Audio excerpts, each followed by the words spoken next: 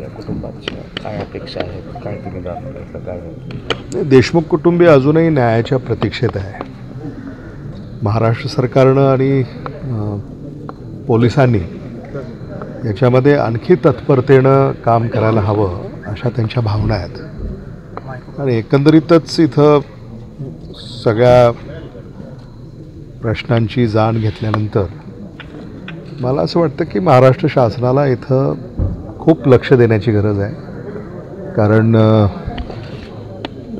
जिल्ह्यामध्ये जे चाललं आहे ते काही बरं नाही.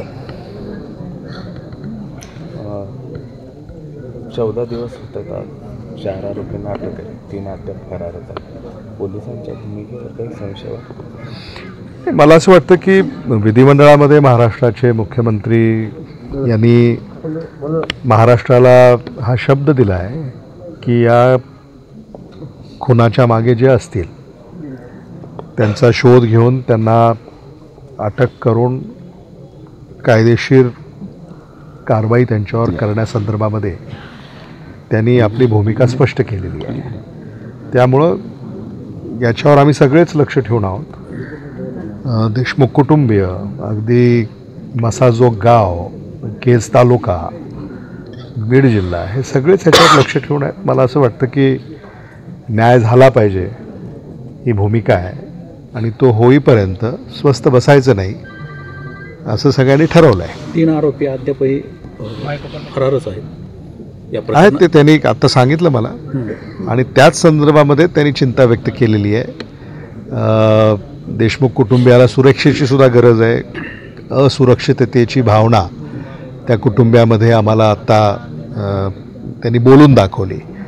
उद्याच जिल्हा पोलीस अधीक्षकांना काँग्रेस पक्षाचं शिष्टमंडळ भेटेल आणि या संदर्भामध्ये त्यांच्याकडे मागणी करेल की देशमुख कुटुंबियांना सुरक्षा द्यावी, सुरक्षेत वाढ करावी. ही मागणी उद्या आम्ही नोंदवतो आहे.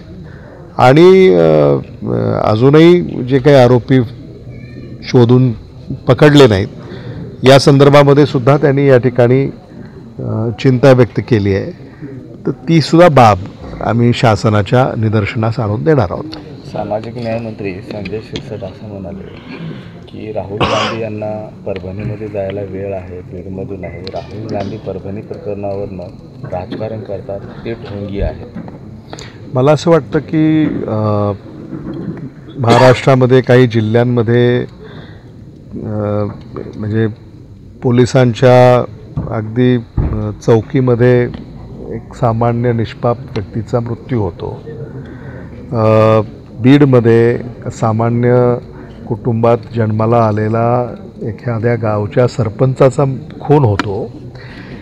या संदर्भामध्ये अशा राजकीय टिप्पण्या मंत्र्यांना करणं शोभत नाही. मला असं वाटतं अशा टिप्पण्या करण्यापासून आपण सगळ्यांनीच दूर असायला हवं. तथापि राहुल गांधी यांनी देशमुख कुटुंबियाच्याबद्दलही सगळी विचारपूस ही केलेली आहे. आज हे जे सगळे खासदार इथं आलेत ते राहुल गांधीजी यांच्या सूचनेवरूनच आलेले आहेत. त्यामुळं अशा संदर्भातलं राजकारण करणं हे योग्य नाही आहे.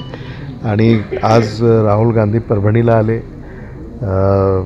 त्यांनी जे पोलिसाच्या म्हणजे चौकीमध्ये ज्यांचा मृत्यू झाला या संदर्भामध्ये त्यांनी त्या कुटुंबियाची भेट घेऊन विचारपूस केली. त्यामुळं मला असं वाटतं की शासन या सगळ्या संदर्भामध्ये काय करणार आहे या संदर्भामध्ये जर मंत्री महोदय बोलले असते आपल्या सगळ्यालाच अधिक समाधान झालं असतं. देश विदेशातील प्रत्येक घडामोडींचे लाईव्ह अपडेट मिळवण्यासाठी आता साम टीव्हीच्या सर्व सोशल मीडिया प्लॅटफॉर्मला लाईक, फॉलो आणि सबस्क्राईब करा. तसंच सर्व नोटिफिकेशनसाठी बेल आयकॉन प्रेस करायला विसरू नका.